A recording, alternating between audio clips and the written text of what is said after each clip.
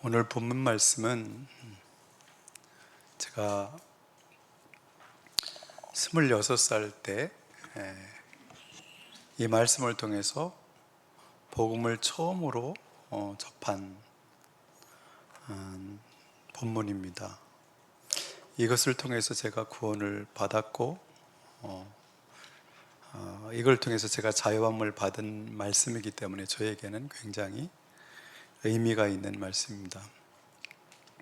제가 대학을 졸업하고 서울에 가서 있을 때 성경을 읽기 시작했어요. 근데 하나님께서 은혜를 주셔서 창세기를 읽는데 하나님이 천지를 창조하셨다는 것이 믿어졌습니다. 그게 얼마나 저에게는 큰 사건이었는지 모릅니다. 우연히 왔다가 우연히 사라지는 보잘것없는 그런 존재라고만 생각했는데, 내가 하나님께서는 나를 목적이 있으셔서 그분의 형상대로 지으셔서 이 땅에 보내셨다는 그 말씀이 저에게 그대로 믿어졌고, 살 의미를 그리고 가치를 느끼지 못하고 살던 저에게 살 이유가 생겼습니다. 하나님이 이 땅에 보내셨다면 나는 살아야 된다. 그분이 목적을 있으셔서 보내셨기 때문에 나를 통해서 하실 일이 있을 것이다. 나는 무의미하고 무가치한 존재가 아니라 가치 있는 존재임을 그때 저에게 처음으로 내가 가치 있다는 느낌을 갖게 했던 말씀이었습니다. 근데 그때부터 문제가 생겼습니다. 그게 뭐냐면, 어렸을 때부터 교회를 다니면서 들었던 율법의 말씀들이 나를 정죄하기 시작했습니다. 제가 다니던 속한 교단은 굉장히 보수적인 교단이고, 일제시대 때 일본 천조 대신에게 절하지 않은 교단이라는 자부심을 가지고 있었기 때문에 굉장히 율법적인 교단이었습니다. 그래서 굉장히 그 교회에서는 여자분들이 강단에 올라와서 청소도 하지 못했습니다. 왜냐하면 월경을 하는 사람들이 부정하게 성전을 더럽힐 수 없다고 그래서 그랬었습니다. 그 정도로 굉장히 율법적인 구약의 율법을 따라서 살아가는 사람들이었는데, 그래서 그것이 저에게는 그냥 두려움, 그것이 그렇다면 하나님이 살아계셔서 창조하셨다면, 그렇다면 심판도 있을 것이라는 것이 믿어지기 시작했어요. 심판도 있겠구나. 그럼 지옥도 있는 것인가? 이런 어떤 생각 때문에 지금까지 어렸을 때부터 신앙생활을 했던 그 율법의 말씀들이 저를 두렵게 했습니다. 그러면서 이제 창세기부터 계속해서 쭉 읽어가다가 이제 오늘 본문까지 온 거예요. 그런데 우리가 묵상했듯이 1장 18절부터 3장 20절까지 뭐예요? 하나님의 진노가 나타나나니. 그죠? 어떤 사람에게? 경건하지 않은 사람과 불의한 사람에게 하나님의 진노가 나타난다는 말씀으로 시작하면서 인간이 얼마나 처절한 죄악 가운데 있고 죄의 종로로 타는 가운데 살아가고 있음을 그대로 드러내주는데, 모든 사람이 모두가 다 죄인이라는 것을 1장 18절부터 3장 21절까지 쭉 얘기합니다.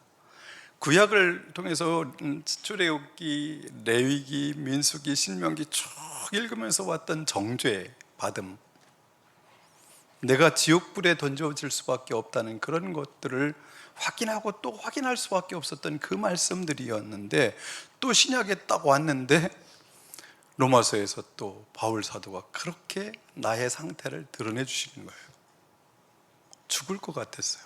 숨이 막혀서. 그게 이제 창세기를 읽고 나서 몇 개월이 흘렀는지 1년이 흘렀는지 잘 모르겠습니다만 거의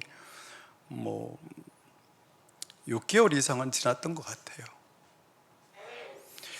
근데 오늘 본문을 딱 읽는데, 그러나 이제는 하나님의 한 의가 나타났으니라고, 이제는 하나님의 한 의가 나타났으니라는 말씀이 확 다가오는데, 그렇다면 또 다른 어떤 길이 있다는 느낌이 확 왔어요.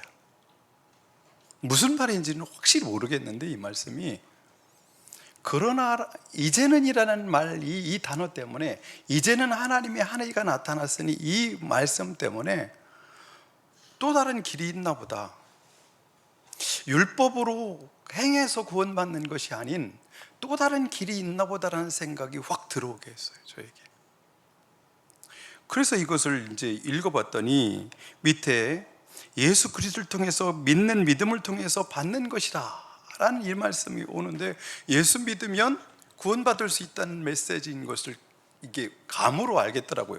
무슨 말인지는 정확하게 모르겠는데, 그래서 제가 옆에서 같이 누워서 성경을 읽던, 고등학교 때 제가 전도했는데 저는 일반 대학을 가고 그 친구는 총신대를 가가지고 우리 조 목사님, 형님 목사님 목회하시는 그 교회에서 전도사로 있었어요.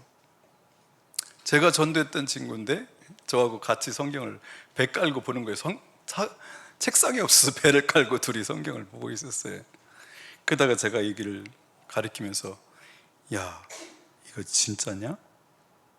모든 믿는 사람들에게 의롭다 하심을 주시냐? 예수만 믿으면 되는 거냐? 그러고 물어봤어요. 그랬더니 저를 물끄러미 쳐다보는 거죠. 아니, 그렇게 열심히 고등학교 때 교회를 다니던 친구가 이걸 물어보다니 얼마나 한심했겠어요. 이걸 물어보다니. 진짜지? 그러더라고요. 진짜지. 그 친구는 지금 아르메니아에 선교사로 가 있는데 우즈베키스탄에 한 20년 사역하다가, 근데 제가 그 말을 듣는 순간에요, 거기서 제가 펑펑 울었어요. 집사님네 집 방 하나를 비워줘서 그 친구하고 저하고 거기서 살고 있었는데, 얼마나 그 한마디가 율법에 의해서 심판받지 않고 또 다른 어떤 살 길이 있다는 이 말 한마디 때문에 제가 얼마나 행복했는지요. 그래서 거기서 참 너무 감사했습니다. 저는 오늘 기도를 새벽에 나와서 기도하면서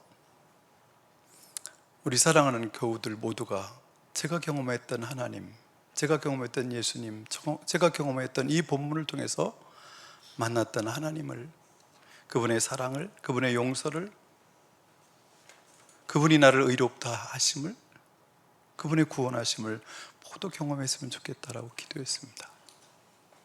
오늘 모두가 자유함을 받으시고 주님 안에서 산다는 것이, 주님께서 우리에게 베푸신 은혜로 산다는 것이 무엇인지 알았으면 좋겠습니다. 오직 그 힘으로 살았으면 좋겠습니다. 오늘 21절부터 천천히 한번 보겠습니다.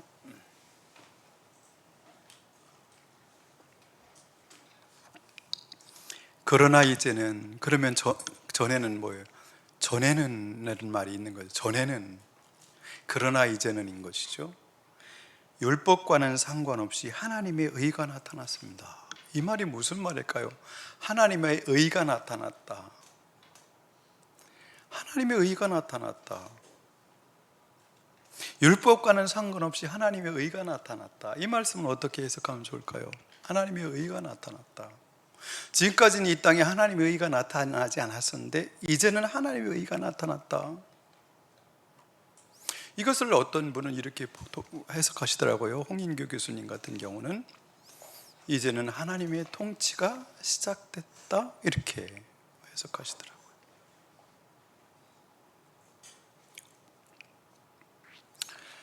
어떤 분은 이 말씀을 이렇게 해석하시더라고요.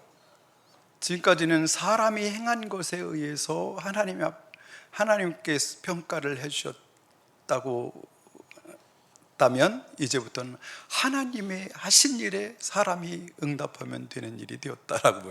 어렵죠? 잘 알아들으셔야 됩니다. 결국은 이해하고 끝나도록 제가 돕도록 하겠습니다. 하여튼 이 말씀은 암송했으면 좋겠어요. 이게 무슨 말일까 묵상을 일주일 동안 계속하면 좋겠어요. 그러나 이제는 율법과는 상관없이 하나님의 한 의가 나타났습니다. 도대체 이게 무슨 말일까? 하나님의 한 의가 나타났다. 쭉 읽어보면서 이게 어떤 말씀인지 한번 드러내는 걸 한번 보았으면 좋겠습니다. 그것은 율법과 예언자들이 증언한 것입니다. 이것은 어떻게 해요? 그냥 하루아침에 된 일이 아니라 율법서에서 그리고 예언서에서 구약 성경에서 이미 예언되었던 일이라는 것이죠. 예언되어 왔다는 것입니다.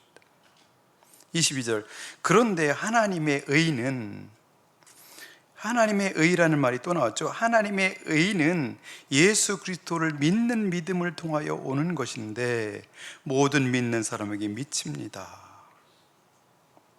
하나님의 의는, 하나님의 의가 사람에게 왔는데, 세상에 왔는데, 사람에게 오는데, 어떻게 하나님의 의가 사람에게 오기 시작했느냐, 올 수 있었느냐, 이 말이요. 어떻게 올 수 있대요? 예수 그리스도를 믿는 믿음을 통하여. 이 말이 조금 제가 앞에 한 말과 연결되면 좀 안 맞는 것 같은 느낌이 들죠. 그래서 이 말씀도 사람의 믿음 때문에라고 본 게 아니라 예수 그리스도를 믿는 믿음이라고 해석하지 않고 이것을 요즘 신학자들은 이 본문을 이렇게 해석하십니다. 예수 그리스도의 신실하심에 따라서, 예수 그리스도의 신실하심으로 말미암아, 그렇게 해석을 합니다. 그러니까 이것은 사람이 어떤 믿음의 행위 때문에 무엇을 근거가 되어서 우리가 하나님의 의를 받는 것이 아니라 뭐예요? 예수 그리스도의 신실하심 때문에 하나님의 의가 우리에게 미치게 되었다, 그 말이에요. 그러면 예수 그리스도의 신실하심이라면 무엇을 뜻할까요? 이것은 하나님과의 언약, 약속 가운데 이 땅에 오셔서 끝까지 죽기까지 순종하신 그것을 말해요. 십자가의 죽으심을 말합니다. 우리를 위해서 대신 십자가에 죽으신 그 신실하심에 따라로 말미암아라는 말씀이에요. 하나님의 의가 우리에게 오게 되는데 어떻게 해요? 뭐 때문에 올 수 있었다고요? 지금까지는 올 수 없었던 하나님의 의가, 그분의 의로움이 우리 사람에게 왔는데 어떻게 올 수 있었다고요?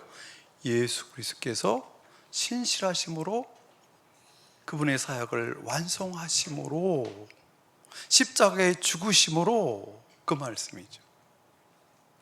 그 신실하심으로 그 하나님의 의가 우리에게 올 수 있었다, 그 말씀입니다. 어려워도 따라오세요. 네. 그래서 하나님의 의는 예수 그리스도를 믿는 믿음을 가로쳐서 이렇게 생략하고 이렇게 읽어볼까요? 하나님의 의는 오는 것인데, 사람에게 오는 것인데, 그죠? 오는 것인데, 미치는 것인데, 뭐를 통해서? 예수 그리스도의 신실하심 때문에 올 수 있는 것이다, 그 말씀이라는 거. 그런데 어떤 사람에게 미쳐요? 모든 믿는 사람에게 그 하나님의 의가 온다는 거예요. 믿지 않는 사람들에게는 안 되고, 이것은 어떤 사람에게? 하나님이 그 하신 일에 대해서, 예수 그리스도께서 하신 일에 대해서 그것을 믿는 사람들에게는 그것이 영향을 주어서 어떻게 해요? 하나님의 의가 그 사람에게 온다, 그 말이에요.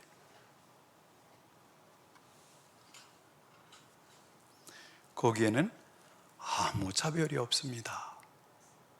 가난한 애도 괜찮고, 부자도 괜찮고, 유대인도 괜찮고, 이방인도 괜찮고, 종도 괜찮고, 자유인도 괜찮고, 어떤 나라 어떤 민족 사람이든 아무 관계없이 모든 사람들에게 그것이 미칠 수 있다는 것이에요.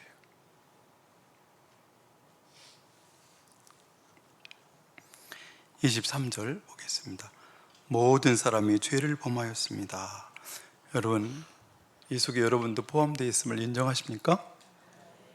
네, 아멘.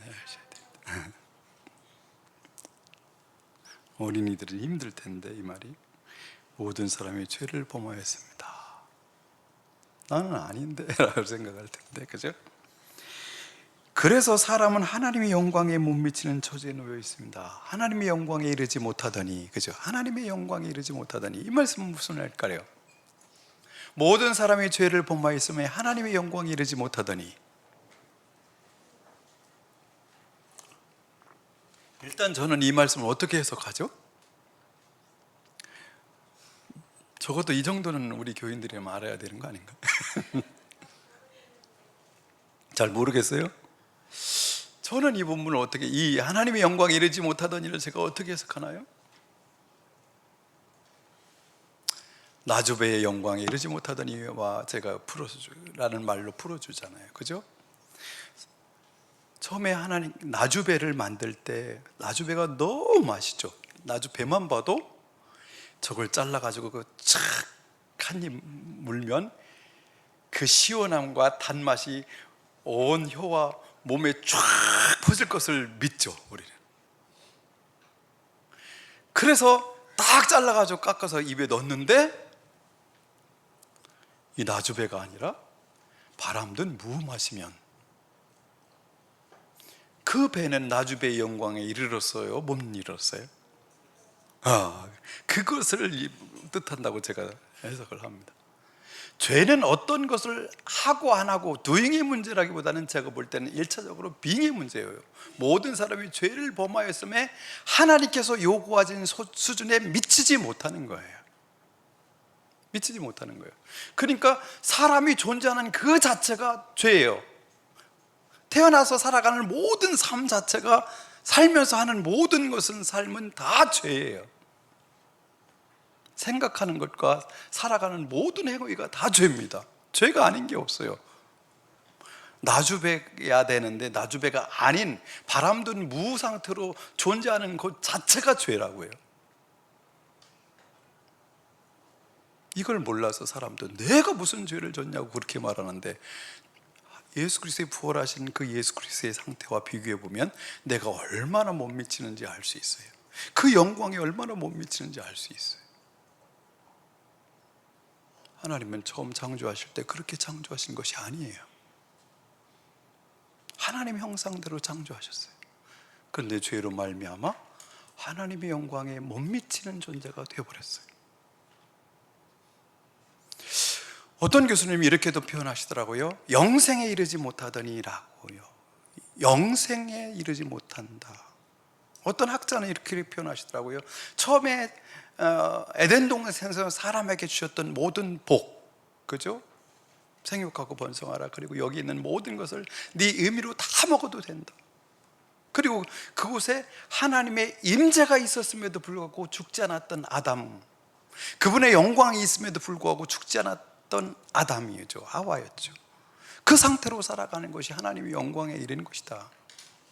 하나님과 같이 동행하는데도 불구하고 죽지 않을 수 있는 상태를 뜻한다고도 표현하시더라고요. 어쨌든 23절에서 하시고 싶은 말씀은 뭐죠? 모든 사람이 죄를 범하였기 때문에 하나님께서 처음 창조하셨던, 하나님께서 기대하시는, 하나님께서 원하시는 그 사람의 상태가 아니다 이 말이에요. 모든 사람이.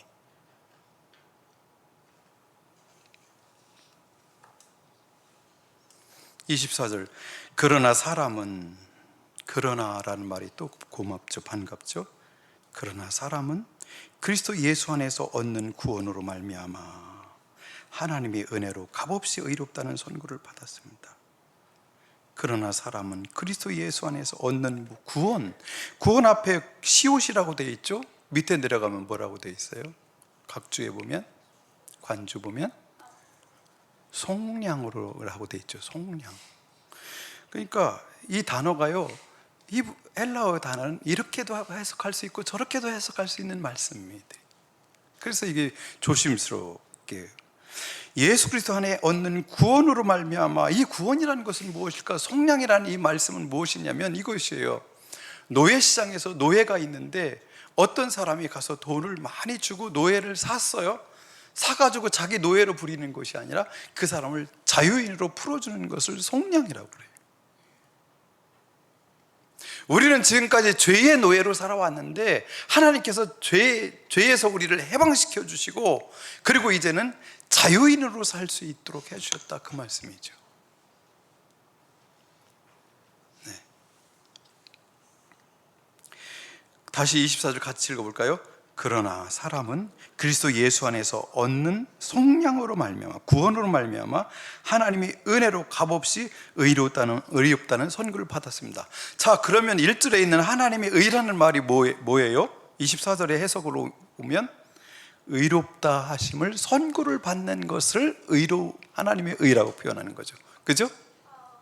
예? 하나님의 의가 나타난 하나님의 의가 뭐예요? 하나님께서 우리에게 값없이 죄인인데도 불구하고 의인이라고 선포해 주신 그것, 의인이라고 불러주시는 그것이 뭐예요? 하나님의 의가 사람에게 미쳤다, 하나님의 의가 사람에게 왔다, 그 말이라는 것이죠. 제가 조금 더 쉽게 하고 싶은데 여러분이 나중에 또 본문을 읽을 때 도움이 되도록 하기 위해서 그냥 이걸로 갑니다. 이렇게. 그러니까 하나님의 한 의가 사람에게 나타났다는 말은 뭐예요? 예수 그리스도의 속량하심으로 통해서 사람을 의로운 자라고 불러주신 것, 의로운 자라고 법적으로 선언을 한 것을 뭐예요? 하나님의 의가 그 사람에게 왔다, 하나님의 통치가 그 사람에게 왔다, 그 말이라는 것이에요. 선고를 받는 거죠. 의롭다는 선고를 받는 거예요. 너는 의로운 사람이야, 너는 의로운 사람이야.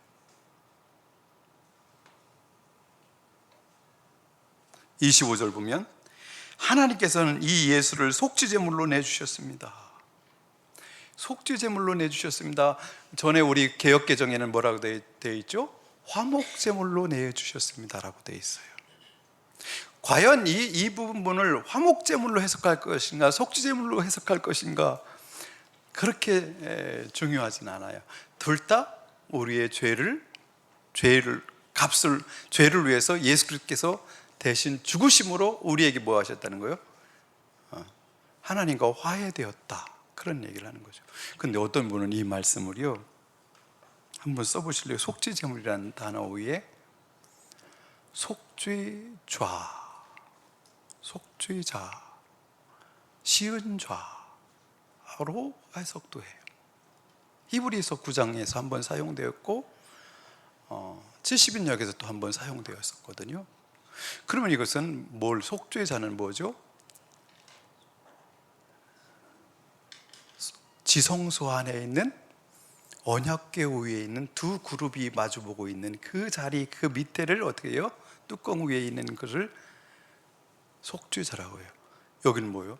이 말씀은 덮다라는 얘기죠. 덮다, 가린다, 그런 말이에요. 우리는 죄인이지만 죄를 드러내지 않고 주님의 보혈의 피로 덮어주신다, 가려주신다, 그러니. 그러면 이 말씀을 25절을 예수를 속죄자로, 시운자로 세우셨단 말은 뭐예요? 이건 대속죄일 날 한 번 들어가거든요, 제사장이. 그렇죠? 가서 어떻게 해요? 피를 뿌림으로 지성소도 부정을 탔다고 그래요. 지성소도 부정을 탔고 성소도 부정을 타서 더 이상 하나님께서 거기에 머무실 수 없는 상태가 되었을 때 피를 뿌림으로 그곳이 정결해짐으로 하나님이 계속 임재하실 수 있는 곳으로 정결케 하시는 날이 대속죄일이에요. 그때는 모든 백성들이 회개를 함으로, 모든 백성들로 금식하며 회개에 참여한 모든 백성들도 정결해지고 죄가 사해지고 그들이 살고 있는 땅도 정결해져요. 여러분, 땅이 부정해진다는 말을 지난주도 했죠, 그죠? 살인을 통해서 음란을 통해서 땅이 더러워져서 그 땅에 살고 있는 사람들을 토해낸다고 그랬는데 어떻게 해요? 대속죄일 제사를 통해서 뭘 해요? 땅도, 그 땅에 살고 있는 백성도, 성소도, 지성소도 정결해짐으로 하나님의 임재가 충만한 땅으로 다시 회복되는 날이 대속죄일 날이에요. 그러면 여기 속죄자로 예수 그리스도의 예수를 속죄자로 세워졌다는 얘기는 뭐예요? 대속죄일을 생각나게 하는 거예요.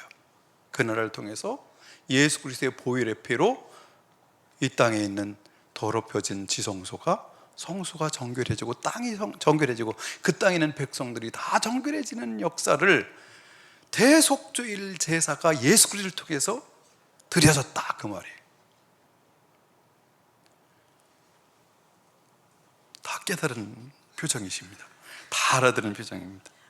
자, 25절 계속 다시 읽어보겠습니다. 하나님께서는 이 예수를 속죄의 제물로, 화목 제물로, 속죄의 자로 내주셨습니다. 그것은 그의 피를 믿을 때에 유효합니다. 어떤 사람들에게 이것이, 이 땅에 살고 있는 모든 사람이 다 유효하면 좋은데 어떤 사람에게만 이게 유효하대요? 그렇죠. 믿는 사람들에게. 예수님께서 근데 속죄의 제사를 드리기 위해서, 속죄 제물이 되기 위해서 하신 일이 어떤 것들이죠?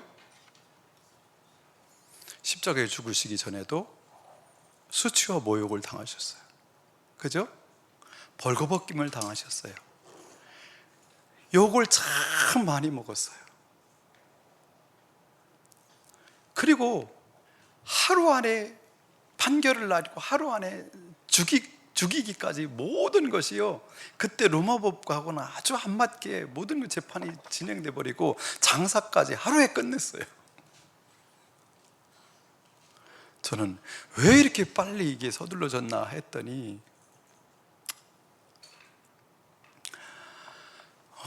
이게 여러분, 저는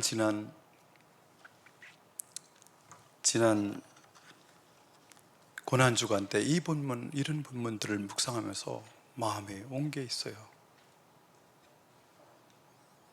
주님께서 그렇게 맞으시면서 수치와 모욕을 당하면서 침뱉음을 당하면서 막 가시관을 세우고 때리면서, 그럼에도 불구하고 그것을 묵묵히 가셨던 그 모습을 보면서 왜 저러고 가셨나 생각이 들었더니, 내가 예수님 자리에 있다면 내가 할 수 있는 말은 한마디도 한마디도 없구나. 주님께서 침묵하시는 것은 나를 대신하시기 때문에 한마디도 변명하거나 반항할 수 없기 때문에 그 모든 것을 받아들일 수밖에 없어서 그들이 쏟아낸 모든 폭언들과 비아냥거림과 그 놀리는 말과 이 모든 수치스러운 그 모든 것들을 그대로 다 받을 수밖에 없기 때문에 그분이 침묵하셨고 그대로 다 받으셨다는 것을 다시 한번 느꼈어요.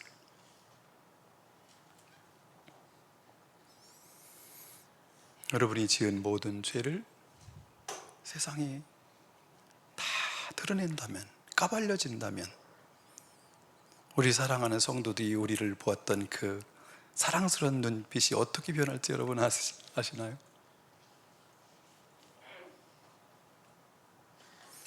우리 서로에게 드러나는 우리의 모습은 너무 그냥 선하고 아름답고 좋은 모습만 있는데, 우리 속에 감춰있던 비밀들이 드러날 때, 그래서 주님의 보좌 앞에 나가서 심판을 받을 때 우리는 한마디도 할 수 있는 말이 없을 거예요. 어떤 말로 비난을 해도, 나의 모든 것을 다 까발리고 그리고 수치와 모욕이 드러난다 할지라도 할 말이 아무 말도 없겠죠. 속죄 제물로 내어주신 바 되고 화목 제물로 내어주신 바 되고, 그분의 피로 속죄 자를, 쉬운 자를 정결케 하고 성소를 깨끗게 하신 것은 단순한 사건이 아니었습니다.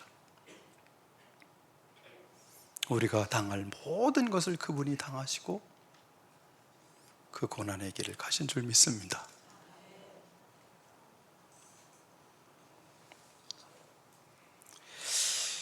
하나님께서는요, 그래서 하나님께서 이것을 주도하시고 계속 이 일을 진행하시죠. 예수 그리스도를 속죄제물을 내주심으로 그것은 그의 피를 믿을 때에 유효합니다. 하나님께서 이렇게 하신 것은 사람들이 이제까지 지은 죄를 너그럽게 보아주심으로써 자기의 의를 나타내시는 것입니다. 너그럽게 보아주신다는 것은 뭐예요? 예수 그리스도를 대신 그렇게 죽이시는 이유고 형벌을 받게 하신 이유는 뭐예요? 너그럽게 보아주신다는 말이 무슨 말이냐면, 있는 그대로 벌을 주지 않고 형벌을 면제시켜 준다, 그 말이에요. 면제시켜 준 이유는 뭐래요? 하나님의 의로우심을 나타내려 하심이래요. 하나님의 의로움을 나타내신다. 이 말씀이 여러분 이해가 가요? 25절로 더 가서 볼까요? 아니, 26절 하나님께서 오래 참으시다가 지금 이때에, 지금까지는 오래 참으시는 것 같이 심판도 안 하시더니 지금 이때에 자기의 의로우심을 나타내신 것은, 하나님은 의로우신 분이시라는 것과 자기의 의로우심을 나타내셨다는 말이 여러분 이해가 돼요? 여기서 사람을 하나님이 이 땅에 오시면 죄인 된 사람들을, 하나님의 영광에 이르지 못한 사람들 전부 심판하시는 것이 의로움 아니겠어요? 그런데 사람들은 한 명도 심판하시지 않고 그냥 놔두시면서 그분이 의롭다라고 선포하시는 것은 무엇입니까 이게? 그죠? 왜 의로우심을 나타냈다고 그러시는 거예요 여기서? 사람을 다 죄에 따라서 심판하셔서 죽음에 이르게 하고 결국 지옥불에 던지는 것이 그분의 의를 드러내시는 것이 아니겠어요? 그런데 여기서 이렇게 말씀하시네요. 이 무슨 말씀이죠? 예수를 십자가에서 심판하심은, 죽이심은 온 인류를 그분 안에서 죽이신 것이기 때문에 그분의 의로움을 나타내신 것이요, 심판을 행하신 거예요. 어디서? 십자가 안에서 예수 그리스도를 죽이심으로 온 인류를 그분 안에서 죽이신 것이고 심판하신 것이라는 그 말씀입니다. 그래서 하나님께서는 그분이 의롭지, 그 사람들이 그렇게 말하잖아요. 왜 하나님은 심판하지 않고 김일성이 최고의 악한 사람인가? 김일성을 그냥 살게 놔두냐고, 김정을 그냥 살게 놔두냐고 그러는데, 자기는 심판하지 않으신 게 아니라 하나님은 심판을 하셨어요. 온 인류를. 누구 안에서? 예수 그리스도 안에서. 예수님을 죽이심으로 심판을 끝내셨어요. 근데 예수 그리스도 안에 있는 사람, 예수 그리스도를 믿는 사람에게는 어떻게 해요? 심판이 더 이상 없지만, 그렇지 않은 사람들은 스스로 자기가 심판을 받아야 돼요.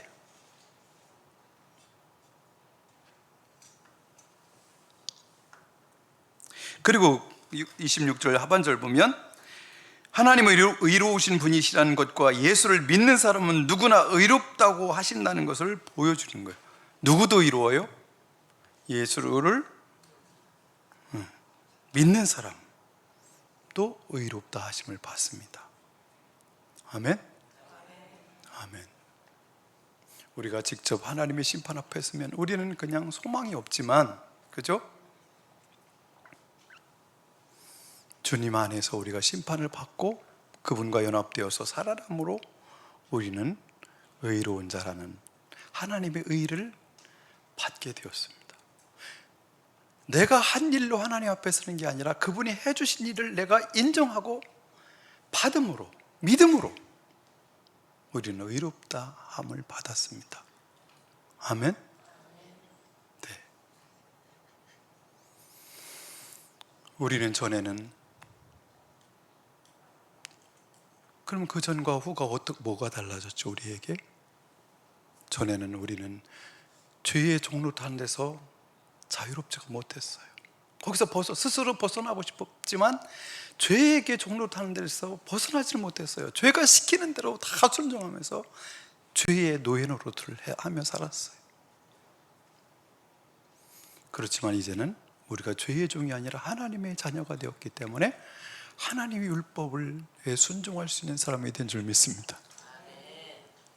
우리 안에 성령이 계심으로 우리는 새 삶을 살게 되었습니다. 그래서 이 본문은 이렇게 볼 수도 있어요. 죄의 종에서 하나님의 자녀가 죄의 종로로 탄 데서 해방받아 하나님의 통치를 받는 사람들이 됐다라고 볼 수도 있을 것입니다. 자, 27절부터 가봅시다. 그렇다면 사람이 자랑할 것이 어디에 있습니까? 여러분, 구원받은 거에 대해서 하나님께 자랑할 게 있어요? 왜요? 딴 사람보다 내가 조금 더 착하잖아요. 내가 딴 사람보다 좀 의롭지 않아요? 저 인간보다 낫기 때문에 하나님 나라를 선택해 주신 게 아닌가, 이 생각 안 들어요? 이 생각이 와장창 중창 무너져야 돼요. 아직도 그 생각에 머물렀다면, 자기 의로 살아간다면 아직 복음을 경험하지 못한 거예요. 바울 사도가 한 것처럼 나는 죄인 중에 괴수라는 표현을 할 수 있는 것이 은혜를 경험한 사람들, 그런 사람만 은혜를 경험할 수 있어요. 자기의 의로, 조금이라도 자기의 의를 내세우는 사람은, 나는 누구보다 착하고 선하다고 생각하는 사람은, 의롭다고 생각하는 사람은 아직 십자가의 은혜가 무엇인지를 모릅니다. 그분의 은혜를 경험하지 못하는 거예요. 그래서 성경을 보셔야 돼요. 성경을 읽고 또 읽으시면서 하나님께서 나에게 말을 걸으시는 것을 경험해야 돼요. 너는 누군지 하나님께서 말씀하신 소리를 들어야 돼요.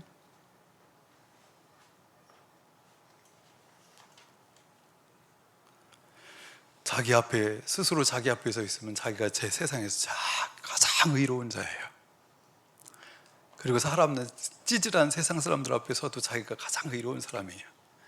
하나님 앞에 설 수 있어야 돼요. 하나님 앞에. 전혀 없습니다. 무슨 법으로 의롭게 됩니까? 행위의 법으로 됩니까? 아닙니다. 믿음의 법입니다. 어떻게 해요? 무슨 말인지 이해되시죠? 사람이 율법의 행위와는 상관없이 믿음으로 의롭다고 인정을 받는다고 우리는 믿습니다. 생각합니다. 하나님은 유대 사람만이 하나님이십니까? 우리는 이것 때문에 많은 갈등했었죠. 왜 유대인이 하나님을 내가 왜 믿어? 이스라엘 하나님을 왜 내가 믿어? 그랬잖아요. 하나님은 이스라엘 사람들이 독점했나요? 그분들의 독점권을 빼앗으십니다. 여기서 이방 사람의 하나님도 되시지 않습니까? 그렇습니다. 이방 사람의 하나님도 되십니다. 참으로 하나님은 오직 한 분뿐이십니다. 아멘.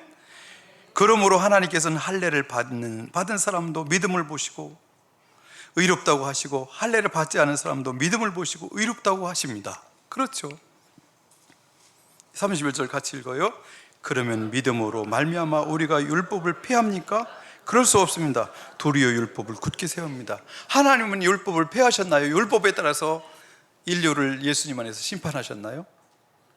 율법에 따라서 인류를 예수님 안에서 심판하셨어요. 그분이 먼저 말하신 율법을 폐하지 않으세요. 예수님도 율법을 폐하러 오셨다고 그랬어요? 완성하러 오신다고 그러셨어요? 완성하러 오시는 거예요. 이제는 저와 여러분이 성령의 인도함 받아서 율법대로 살아낼 수 있는 힘이 드디어 우리에게 생긴 것이에요. 율법은 악하지 않습니다. 율법은 선한 것이고 의로운 것입니다. 어쨌든 우리는 율법을 알아야 됩니다. 성령의 열매와 모든 열매들은 다 율법대로 살아가는 삶의 열매입니다. 다르지 않습니다.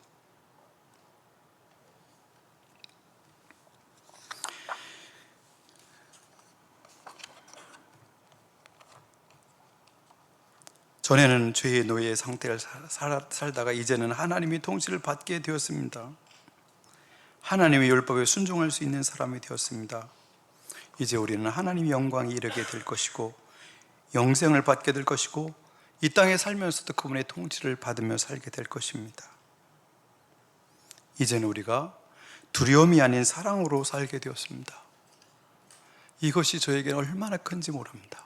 두려움 속에서 살던 삶이 하나님의 사랑받는 자녀로 살 수 있다는 것이 저를 살렸습니다. 우리 모두를 살리고 있습니다. 앞으로도 그분의 형상대로 그분의 영광이 이르게 그분이 우리를 만들어 가실 것입니다.